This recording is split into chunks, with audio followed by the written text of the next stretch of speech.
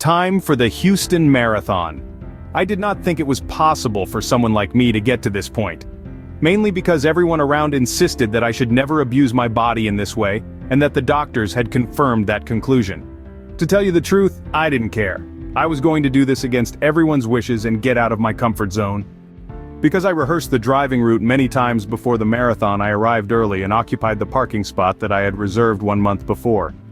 Easy going so far? I enjoyed 1 cup of coffee in the morning along with the pre-workout meal, same as in training. I had plenty of time for some dynamic stretching, surveying the start line and acclimatizing to the cold temperatures that morning.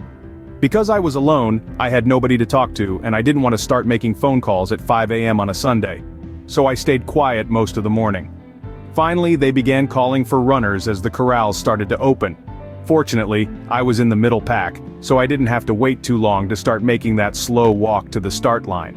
It was time to run. I heard the national anthem along with the first gunshot that started with the elite athletes, then slowly our group started to move.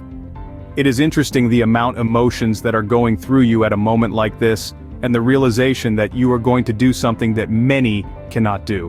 My legs started moving along with the group, and the moment was here. Time to perform. My inner voice kept reminding me that I had done training and ran the miles, so all I had to do was trust myself. Easier said than done. As the first few miles seemed faster than normal, I was still on the pace that I set during training, so I was not worried. I had a hydration pack and gels, so I didn't have to rely on the water station set at every mile along the course because that was the way I trained. Very methodical planning and execution, if you ask me. After crossing the 18-mile mark, I started to feel the cramps, and the realization that I had been drinking pure water without electrolytes was apparent.